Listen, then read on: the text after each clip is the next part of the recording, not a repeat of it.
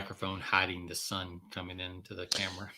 Yeah, I noticed earlier as it was getting late in the show, you were like the sun was just coming in. You had the rays of the sun. Looked like you were just shining in glory.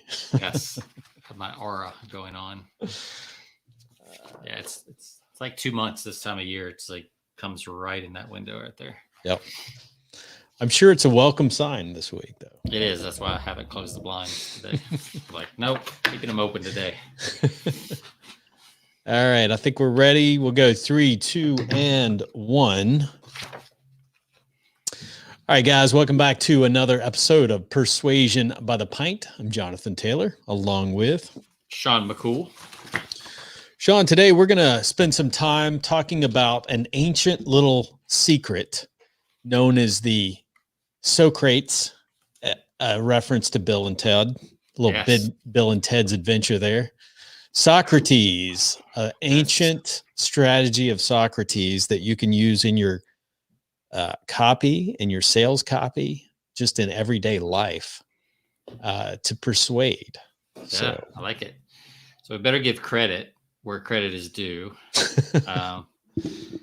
But we'll get into that as the show goes on. That's right. But because we don't make most of this stuff up. We just use what we find and try to give credit where credit is due. As great artists, what is it? What's the old saying? Great artists steal. Yeah, that's what Picasso said. That's right. Yeah, so I've got another craft beer club brew today. Okay. All right. Definitely not one of my usuals. So I was trying to see if there was any good trivia. We haven't done trivia in a while. So yeah, bring it out. Let's hear some trivia. All right. So here's brew trivia. So here's the trivia. What is, and then we'll answer it after we do the things, but we'll throw the question out there. What is chill haze? What is chill haze? What is chill haze? What is chill haze? If you don't know that, you're probably like most of the world. So, but you what will. Is chill haze? But about 7 minutes, you will know exactly what chill haze is. But until then, we should just talk about beer in general. That's right. Then we'll get specific about chill haze. I like that. Leave them hanging. Yeah, they got to know. Got to know. All right. This weekend or this next time you're out drinking beer with your buddies, you'll have some trivia to throw out and be the smartest guy in the room, because that's what everybody in life wants, to be the smartest guy in the room. Sure, absolutely. Everybody needs to know a little chill haze, what that's all about. Yeah. It might win you a trivia game at some point in the future. So what do you have in there, Mr. Taylor? All right. So I have from our friends over at Highwire Brewing. We've had on a number of times before, but this week I picked up a Baltic porter, but it is a Baltic porter, but it's not it's a Baltic porter, but it's a lager brewed with Carolina grown barley. Right? Interesting. So it's a porter, but it's a lager. Yeah, exactly. Or is it a lager and a porter? I don't know. I guess we'll kind of see when you open it up and pour it out. So I lean more towards that this is a lager. It says classic lager, local ingredients, and pretty high it's for a lager. It's got 8.2% ABV. So interesting to see. I guess we'll know when I pour it whether it's a lager or a porter. Is it going to be light like a lager, or is it going to be dark like a porter? I don't know. The suspense is killing me. So what do you have? So I have a Fresh Coast Juicy Pale Ale. Ugh. So it's not an India Pale Ale. So I'm giving it some. Okay. It's only got 22 IBUs. Okay. So it shouldn't be super bitter, but it does have some of those keywords that scare me in the copy, right? So this is from Three Sheeps Brewing Company up in Sheboygan, Wisconsin. Sheboygan, Wisconsin. So here's the write-up on it. Fresh Coast is an East Coast style pale ale brewed for the Midwest. Like most beers of the style, it pours cloudy, and that's on purpose. The haze lets hop oil lingers on the palate, enhancing their naturally, and here's the key words I don't like, citrusy and tropical fruit notes. That scares me a little bit. That's not as bad as like when they talk about pine and like, pine and cedar and oak. Like I don't want trees in my beer, but so this, I think citrus is better than like trees. Yep. Because it's definitely the pine ones I do not like at all. Right. So this could be okay. Citrusy, tropical fruit notes. To get that haze, Three Sheeps cultivates a special Vermont yeast strain that's only used for Fresh Coast. It's the kind of beer you can drink all day, and we recommend it with fish tacos or spicy food, which I'm having immediately following this episode. Fish tacos. I'm having a little Thai spice. That's what I'm having. A little Thai. Ooh, little Thai. Yeah. Where from? Can you mention where from? Yeah, Thai spice here locally. Oh, Thai. That's the name. Thai spice. Yeah. Okay. Yeah. So I'm having cashew chicken, I think is what I picked. So okay. Should be here by the time we get off. So I'm going to pour my cloudy. You're making me hungry though. Talk about like fish tacos. I love fish tacos. So yeah, it's hard to beat fish tacos. Speaking of which, have you been by, I've not heard you bring up Torchy's lately. Have you guys been by? No, they kind of pissed me off with their Nazi approach to COVID and things like that. So, and here's the thing: their tacos are really, really good. And like when you go to the restaurant, they're terrible for takeout. It just doesn't translate because there's so many different ingredients that when they wrap them up, and it just doesn't work to me as well in takeout. So I don't like their stuff for takeout. Even though it's the same stuff, it doesn't. Right. It's kind of like if you get fries, takeout, like it's just not the same by the time you get them home. Like you want fries like immediately. And I think because of all the sauces and things they use on their tacos, it just kind of loses some of the enjoyment when you do takeout. So yeah, it's until things open up. I agree. We try, when you lived here, you guys went to Soccer Taco, right? Oh yeah, I love Soccer Taco. Yeah. So during the holidays, I remember during the Christmas holidays, we actually, for the first time, because we usually just go there, but with the holidays, we decided we'd do a pickup order. So we brought a lot of stuff back to the house. It was like right before New Year's, and it was just like, I felt the same way. It wasn't quite as good. It's like really good there, but it wasn't the same. So. Yeah, I think other than Taco Bell takeout, Mexican taco takeout doesn't work. But there's so many preservatives in Taco Bell. It doesn't matter if you eat it today or next week. It's all going to be the same. Still tastes good. Yeah. Yeah, it's like a Twinkie. A Mexican Twinkie, basically. All right. So I got to share before we get into our ratings. I do have to share because I'm a little uninformed on the Baltic porters. Yeah. So a Baltic porter is a lager. Okay. Baltic porter, and as lagers, here's something interesting. As a lager, they're the most difficult home brews you'll ever attempt. Wow. So porters, let's see. There's porters that's bonus trivia right there. Says porters were the working man's beer in the 18th century England. After a tough day, an Englishman would stop on his way home and grab a pint of dark beer at his favorite pub. When England introduced the style to the Balkans region of Europe, the people fell in love with the style. However, most brewers in colder countries brewed with lager yeast, not the ale yeast used by traditional porters. These creative brewers used lager yeast and began brewing stronger and stronger versions of the English porter, creating what today is known as the Baltic porter, which is still a popular style in many European countries. So very cool.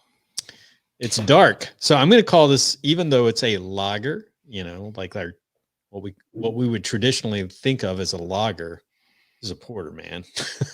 That's kind of cool. That's kind of the best of both worlds there. That's right. It's a lager porter, a porter lager, whichever. Yeah, mine's definitely got the got the haze going on. Yep. Got the sun. There it is. Yeah, the sun adds to that light color. It's definitely got some citrus going. All right, shall we? All right. Cheers. Cheers.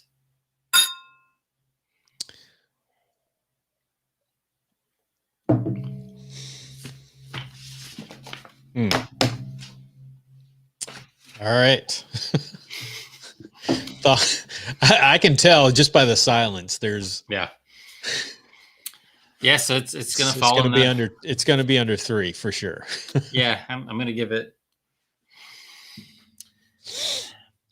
It finishes nice. It doesn't have like a really lingering aftertaste. Got a little bit of one, but not too bad. So but yeah, it's just not a beer I would pick again for sure. Mm-hmm.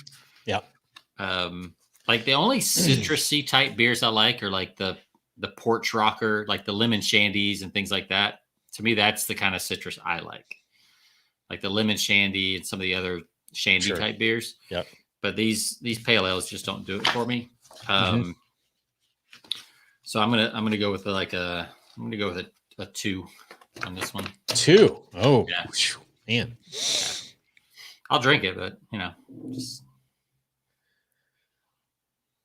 Well, it almost looks like orange juice when I'm looking at it on the video. It does. Looks like a what do you call it? What's the beer that you drop the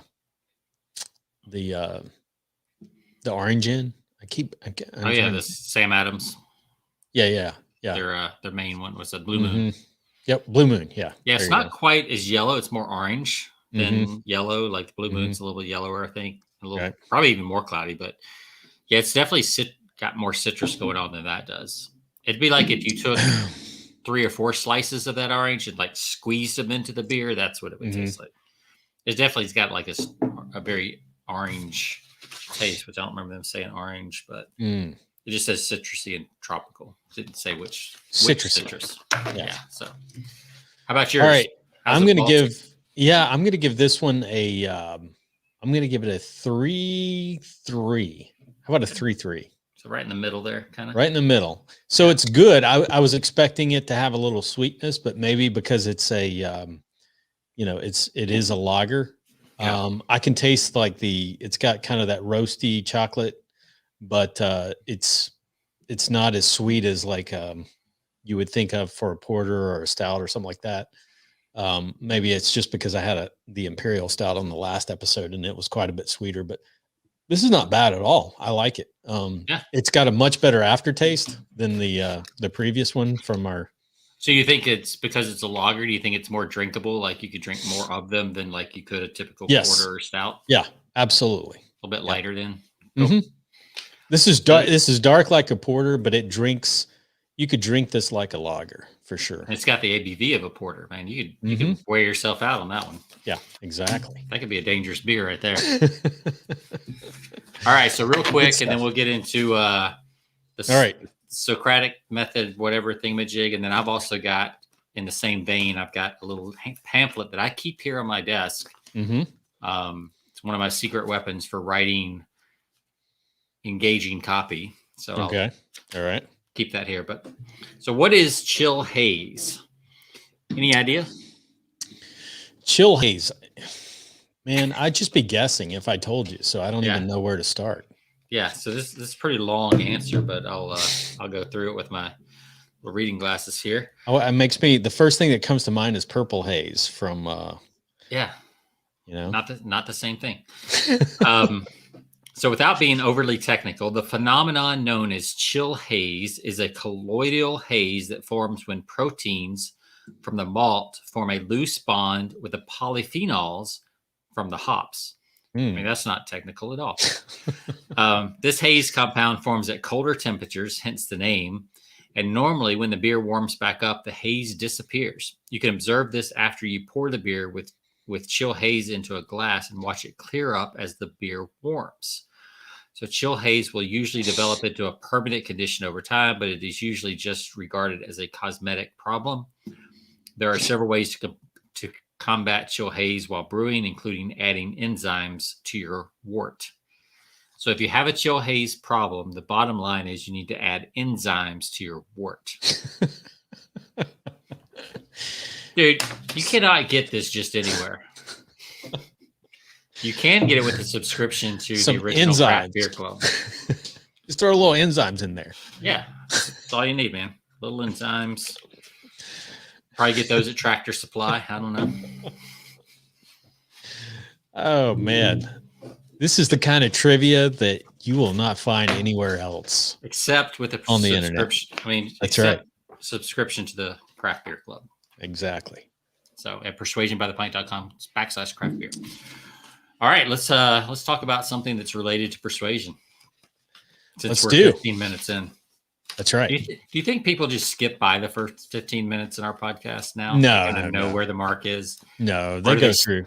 Or they stop listening at this point. I think they stop listening at this point. Yeah, I don't know which is which. They just want to hear, okay, let's see. Let me check mark what I'm going to be buying in terms of beer on the list. Yeah.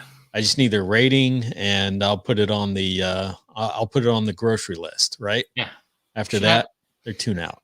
Yeah, we should have our own app where we provide stuff. That's right. All right, yeah. So let's talk about the Socrates method and kind of tell us how you found this. Okay, so we mentioned Ben Settle on the previous episode, which our friend Bill, we had a really good. If you missed, if you're tuning in, you didn't catch last episode. It's a 2-part. We'll be posting that here within the next day or so. You can find that, but really good on writing story-based emails. So good stuff. You want to refer back to that, but we mentioned Ben Settle. I think it's fascinating. Every copywriter kind of has their own, their own voice. So I'm interested because I've never subscribed to Bill. So I'm interested to get on his list and kind of read a lot of his, emails that he sends out. I've been on Ben's list for years, and you kind of know what to expect with Ben. He's got his own voice. If you've ever been on his list for any period of time. Anyway, this past week, I jumped back on his email players just because I wanted to doing some work for some clients and wanted to really get back into kind of, get back on his list, his email players membership. So I was going through some of the, obviously he's really good at the upsells. So I bought a lot of stuff from Ben. He's a great guy. Hopefully we can get him on the show here soon, especially since I'm a member. You think he would jump on with us. He should. And we drink beer. That's right. That's right. He likes beer. So so I'll have to reach out to him. But anyway, it was going through one of his like upsells, obviously one of his ebooks that he puts out, and really good stuff. There's some good takeaways. One of the biggest thing is I like to refer back to that he calls the Socrates or the Socrates. If you ever watch Bill and Ted's Excellent Adventure, you would say Socrates, not Socrates, right? Well, that's how it's spelled. That's right. But it's the method, the old method of asking questions that elicit a yes. And I laugh at this when I first read this because it's so true, but it's also my wife, I use this method on my wife all the time, and you probably have too, Sean, but she catches it in a heartbeat. I use no tactics on my wife. But I do it kind of from a standpoint of knowing that she's gonna pick up on it, and she kind of uses it she immediately catches onto it right away and just kind of hits me or does something crazy like that. Just don't try this crap on me. But it's really, is that your cry for help that she gets you? Right. I need to let somebody know. That's right. Yeah. I get abused after I use this method. But no, it's extremely effective. And the whole methodology behind that is to elicit a yes response, right?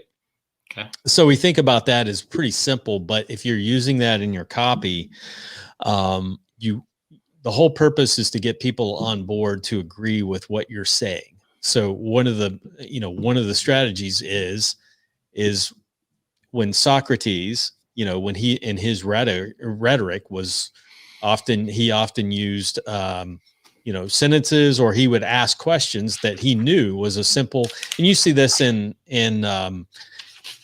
with attorneys, lawyers. They ask questions that they know they're going to get the obvious answer. Like Right. the whole, we've heard attorneys say in the past, never ask a question unless you know the answer, right? Right.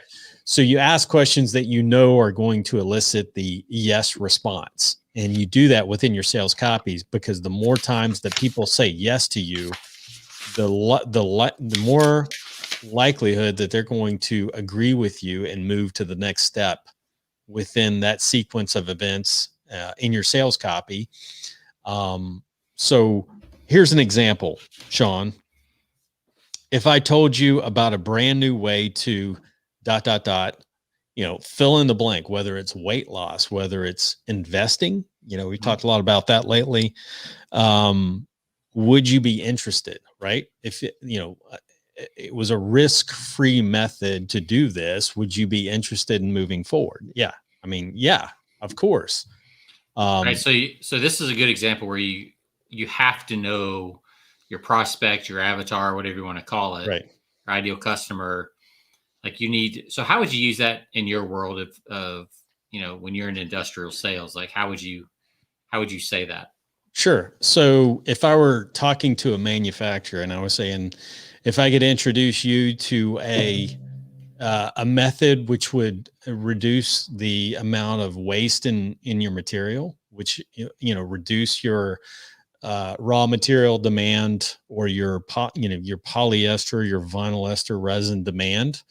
If I could introduce you to a system that could cut your demand for that by 35 to 40%, do you think that's something that would interest you? Obviously, that would elicit a yes. There's no one that would say no to that, because it's just a common, when you're talking 30%, you're talking, I mean, that's a lot of money for a manufacturing company to spend. So yeah, I mean, the worst case, they're going to say, well, if you could do that, yeah, right. right. They're going to try to hedge a little bit. Sure. Like it's not always going to be a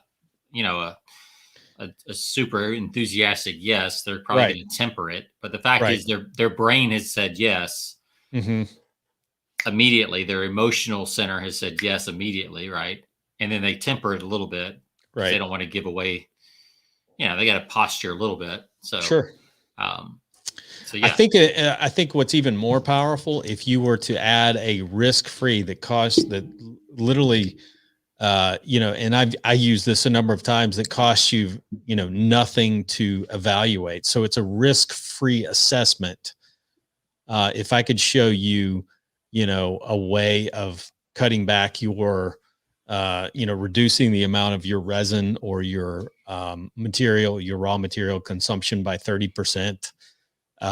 If I could show you a way to do that without it costing you a dime, yep, a risk-free trial, would that be something you would be interested in? Obviously, most people say yes every time, but you're right. A lot of people do caveat, there's always that caveat. Yes, but I'd like to, I need to learn a little more. But the fact that they're saying yes and moving to that next step is exactly the whole purpose of that. So you want to elicit questions, and the build up to that question that I just asked usually is a question that elicits a number of yeses along the way.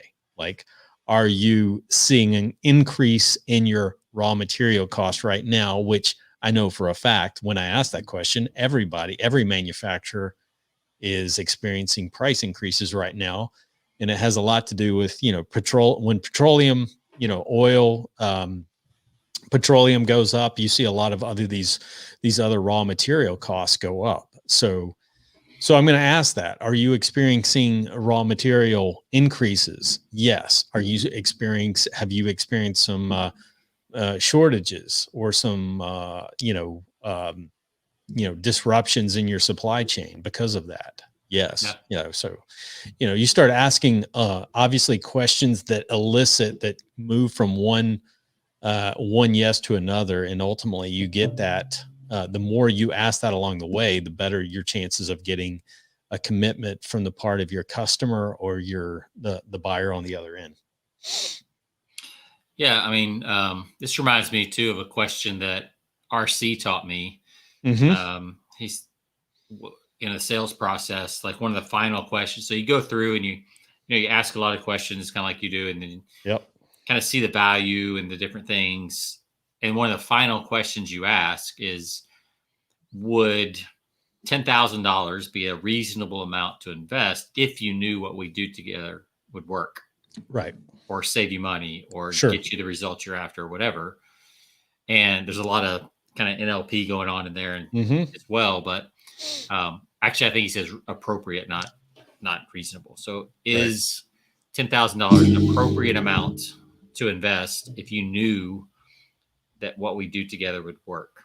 And it's like, well, yeah, if it would work, yeah, cool, sure. Right. So you kind of take the money objection off the table. Now it's just details. Like, is it going to work? Is it not going to work? Risk reversal, all those kind of things. Yep. Yeah. This is, even in Dale Carnegie in his famous book, talks about this. So this is nothing new under the sun. Yeah. How to win friends and influence people. He talked about the Socrates method. And here's some other examples. If money were no object, would you own, this is a little dated, but here's an example. If money were no object, would you own an Encyclopedia Britannica? Right. So we don't even know what that is today. I used to sell those for real. That's crazy. One summer when I was in college, I sold Encyclopedia Britannica. I bet you used that line a lot on people, didn't you? If money were no object. Yeah.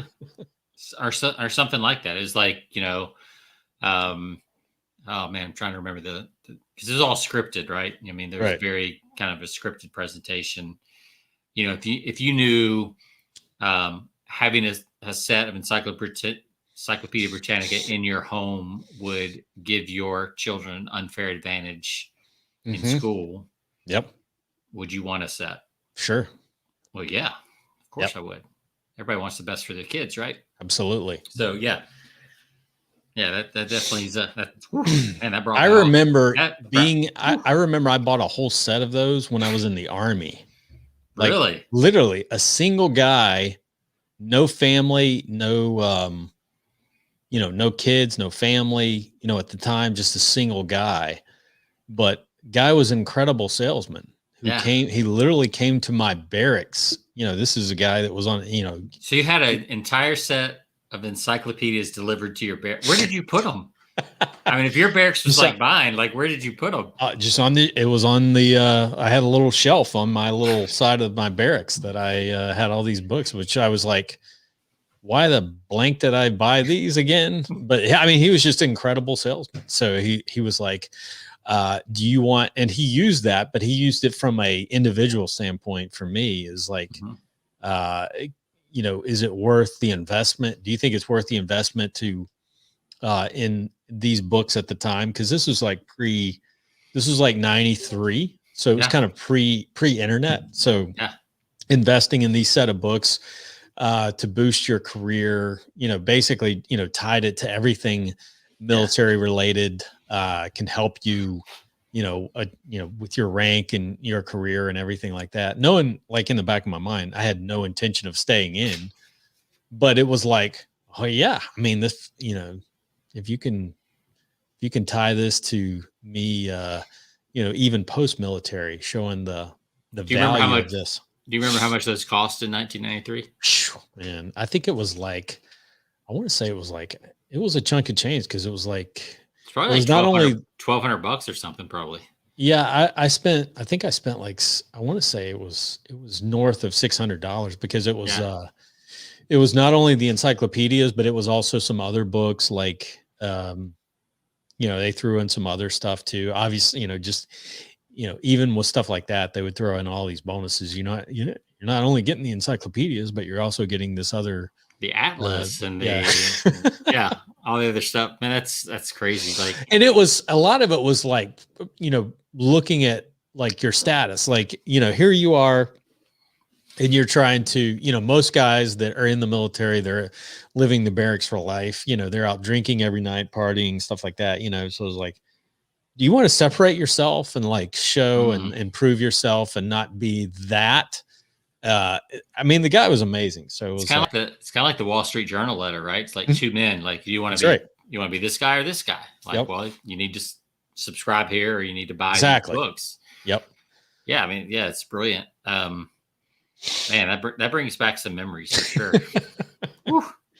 Here's another example. Would you like to see $1 grow to $60? $8 grow to 500 by next April? I mean, who's going to say no to that, right? Yeah. You know, and use that with our current times, you know, adjust for inflation and think about, like we talked about the Palm Beach letter a few weeks ago. We're talking about like some of the copy from that and the whole craze with investing this day and age with, you know, in crypto and things like that, you know, which are just using this like crazy. If you read some of the emails, you know, using the Socrates method of getting you on board, right? Yeah, I mean, by asking questions. I don't know how many times I used in financial copy, like, imagine if you'd gotten in at, you know, $5, which is a version of what we're talking about. Imagine if you'd gotten in at, you know, $5 in Microsoft in 1985. Sure. It'd now be worth whatever, right? It's kind of the same thing. It's not a question, but it's the same. You're triggering the same part of the brain, right? That greed and absolutely possibility and all that kind of stuff. It's not as clear, like yes, but it's actually a step kind of beyond that. Yep. Which works. It kind of works. I won't say it works better in copy, but it definitely has some advantages in copy to say imagine as opposed to the question where they have to say yes. You're kind of forcing the answer as opposed to letting them answer. So in copy, sometimes it's right. I could go either way with that, but sure. Yeah, cool. So it's interesting you're talking about this. So I keep this thing on my desk, and if you got some more examples, we can go through them too. But yeah, I've got this thing on my desk. It's called How to Ask Your Way to Success, and it's from one of my mentors who's passed away now. But it's 101 what he calls question openers that you use. He did a lot of work in the network marketing space and all that kind of stuff. He was like a trainer for that space. A lot of Mary Kay stuff, a lot of that other stuff. So these are like a lot of things that he would teach people to use for cold prospecting, you know, if you're out at the grocery store or whatever. So these are, you know, they have to be kind of soft. They can't be a hard sell. So he calls them the 101 question openers for soft sell selling. So the stuff would be like, doesn't it make sense to ... Doesn't it make sense to find a little extra income, you know, find a way to earn a little extra income each month? Yeah. I mean, who's going to say no? Sure. You know, absolutely. most people in the country are going to say yes to that. Right. You know, doesn't it make, don't you agree? ... So all of these, you know, you would fill in the appropriate blank. So I'll just go through. Won't it be gratifying when? Isn't it good to know? Wouldn't it be marvelous to? Wouldn't you be happy to find whatever? Isn't it true? Oh, let's see. Are you seeing the missing pieces to the puzzle about blank or whatever? So it's literally like 101 different ones, and it kind of depends on where you are in the conversation. Some of them are starters, some of them are a little bit kind of to keep the conversation going. But what you said earlier about like attorneys, one of my favorite TV shows is Bull, and it's about a trial science guy. He owns a trial science firm, and people hire him to, you know, use behavioral science to win their cases, right? So, you know, he analyzes the jury and what the jury's thinking and all this kind of stuff. So it's really right up my alley as far as, you know, type of thinking and things like that. Sure. I think it's on CBS. You can stream it or watch it or whatever. But he gets into a lot of this, you know, the same thing. They kind of set the witness up, you know, which is technically not the way you're not supposed to lead the witness. Right. but they all do it, right? I mean, that's kind of the point of, when you question a witness, you're trying to get them to tell a certain narrative that's in your favor, Sure. right? So it's just fascinating watching how they do that and kind of the commentary behind the scenes and things like that.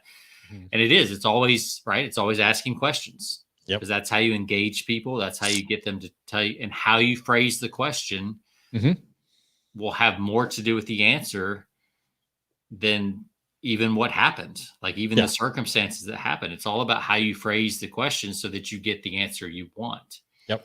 And then that becomes what's true in their brain, because they, the way they answer the question starts to form a memory, and all the other stuff that we've talked about on other shows, it becomes the new fact. Yeah. I mean, just the way the brain works. Yeah, absolutely. I was going to share too, I'll have to check that out. That sounds really interesting. What it's called? Bull? Bull. Yeah.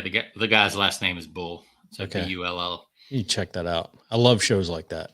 Yeah. You'd like it. It's kind of a modern day. What was the old Perry? Columbo or Perry Mason? Yeah. It's kind of a modern day take on that, I guess. Okay. So every episode has a case and a courtroom, setting and all that kind of stuff. So it's pretty cool. So I've got I'm going to share on my screen here. Here we go with the Inception. So this is another reason to watch us live, watch us on YouTube, subscribe on YouTube. Most of our listings come on podcasts, but hey, join us on video every once in a while. That's right. Exactly. Every once in a while you get a little screen share action. If Jonathan can figure out the tip. All right, here we go. Oh, here we go.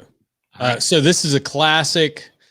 This one's been around for a while, but here's one. As you know, I'm a big fan of Bob Bly. So, and I actually stole, this one's from years ago. This one's back from the last recession that we had or the last big recession that we had back like 2008 through 2010.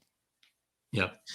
But I actually used this. This was like one of my, you talk about swipe files. I stole from this thing all the time in marketing to a lot of my clients. But how to make your business survive, even thrive in today's recession.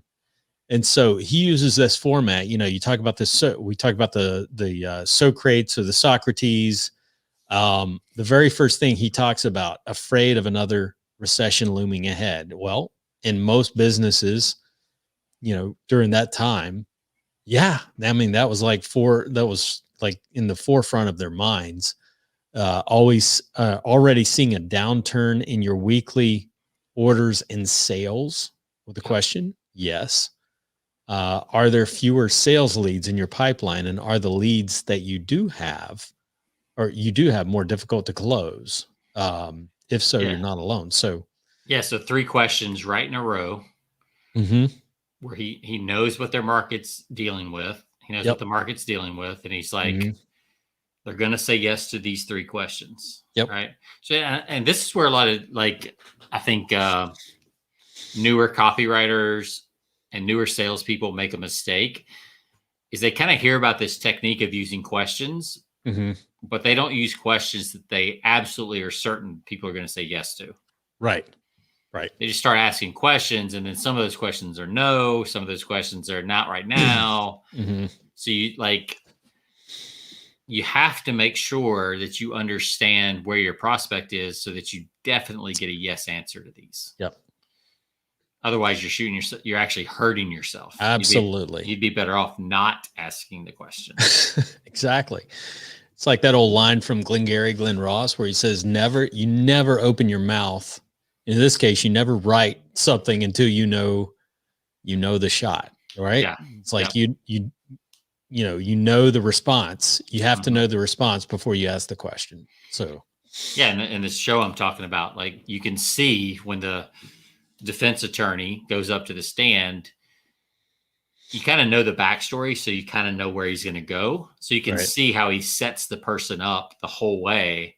Right. And then at the end, just like flips them. Yep. Right. So because he knows the whole time exactly where he's going, because he's got the evidence that he found overnight. So you've got the evidence that you've done your research, you know where your prospects' biggest Mm-hmm. pain points are. And so when you go into the meeting, you should know exactly what you need to take into that meeting. And you can literally lead the person. Yeah. I mean, Columbo, you mentioned Columbo. Columbo's a great example, right? He already knew the answers. Absolutely. And he would start with these, questions that were just kind of inconsequential to kind of build the foundation for the big question that he actually wanted to ask, that he knew they had to answer in one way and one way only. That's right. Yeah. I mean, it's just, you always know that classic. And one more thing. Oh, by the way, can't stop thinking about this thing. Maybe that's right. Maybe you can help me. Yeah. Yeah. Yeah. That was so good on his part, because he really kind of played himself down when he asked that. Yeah. So that was a good method too. That's another thing, Yeah, it was, it goes into a lot of different areas too, right? Like he would ask a series of questions that they were expecting. Right. And then they think they're off the hook. Right. So he's heading out the door and he puts his hand on the doorknob and he's like, by the way. Yeah. There's one thing I just can't wrap my head around. Maybe you can help me. And they're like, right. Yeah, sure. Anything. What? Yeah. How can I help you? Wow. Because he's playing the part of the person that's not. Yeah. Obviously, he's got the problem. He's not. Yeah. He always plays the dumbest guy in the room when he's actually the smartest guy in the room. Absolutely, every time. And that's because people want to be the smartest guy in the room. Most people, because they have an ego and everything else. So if you're willing to play the dumbest guy in the room, you're actually the smartest guy in the room. They just don't know it. And I can't tell you how many times that works in business. Oh yeah. When you're talking to someone and you like, if you can put yourself down, like I think the biggest mistake a lot of people, like in direct sales or in marketing, where especially in B2B, is they want to make themselves appear to be better than they are. To me, that's the worst thing you can do. Always put yourself, like, elevate the other person that you're trying to market or sell to. Elevate that person and play yourself down, and always make it sound like they're helping you with your confusion, right? Because people are always willing to help. But if you try to be better than that person, if you go into a sales environment or a marketing environment and try to know everything to the point that you know more than the person that you're trying to sell to, I find that a lot of people think that's the right method, but that's really stupid, because it makes the other person feel inferior. It makes them feel like, you know more about it, you know more about the topic, and you're trying to, force your views down their throat.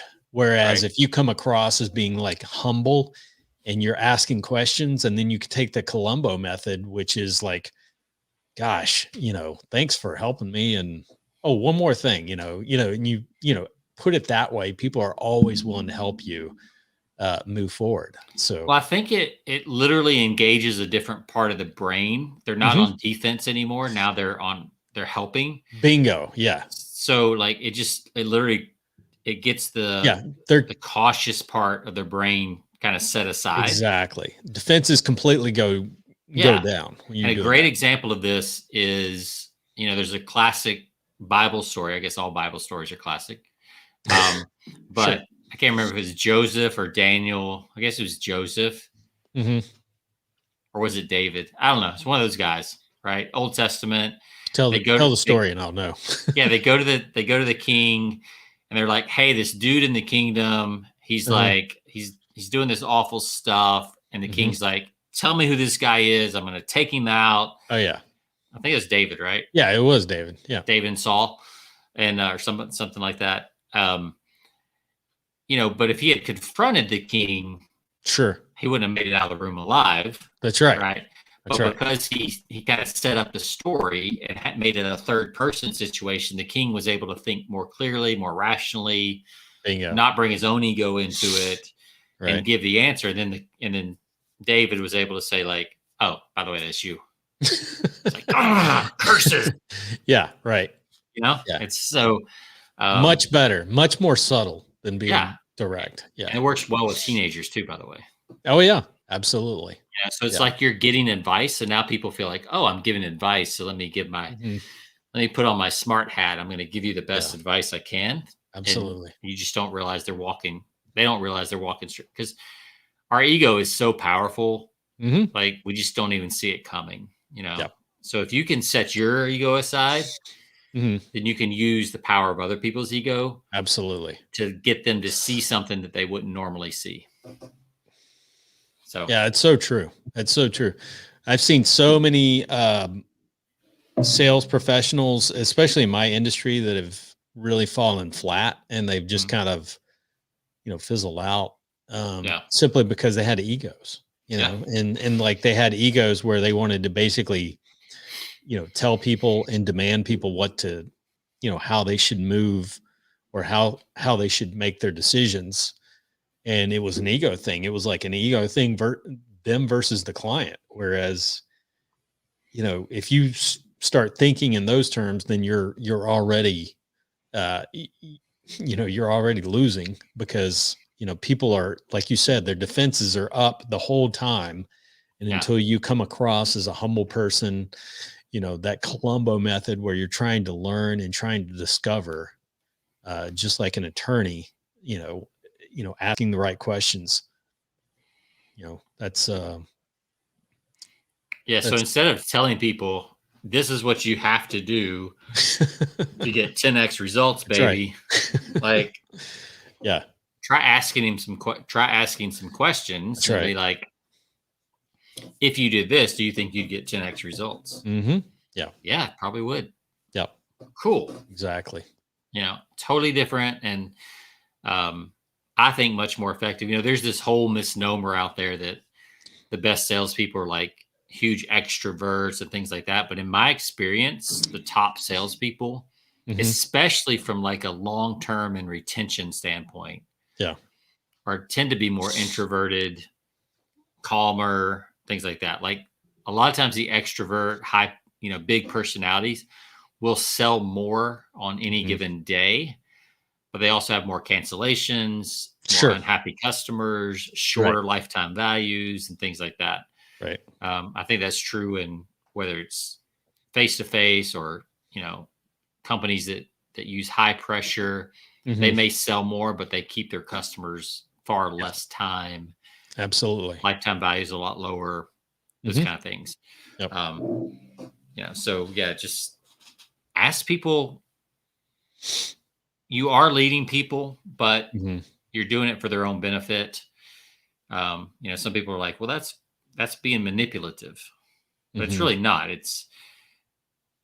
In my opinion, it's leveling the playing field, because they're so skeptical because they've been burned so many times. Sure. That using these tactics just gets them back to even, where they can actually make a good decision. Yep. Because if your product really helps people, then you have a responsibility. I think a lot of sales trainers in the past, Zig Ziglar, other people have said, you have a responsibility to sell people on your product if it's actually going to help them. Absolutely. And you're doing them a disservice to walk away without them buying. Right. But you have to do it in a way that makes it their decision instead of yours. Yeah. Yep. Very good. Good stuff, man. Seems like a good spot to stop. Yeah. So we actually stopped in under an hour. I know. That's amazing. All right. So the key takeaway: ask questions, incorporate questions into your sales copy, into your marketing, into your sales conversation every day. Right. Yep. And that the answer to. That exactly. That's the key. Make sure you know the answer to. Watch Bull. Watch Columbo. Yeah. Read some Socrates. You're right. Yeah. But ask a lot of questions. And as always, Sean, you can find us over at persuasionbythepint.com. You can find us on all of your podcast platforms. It's been fun, and hope you guys have a great week. We'll see you next episode. All right. See ya. All right.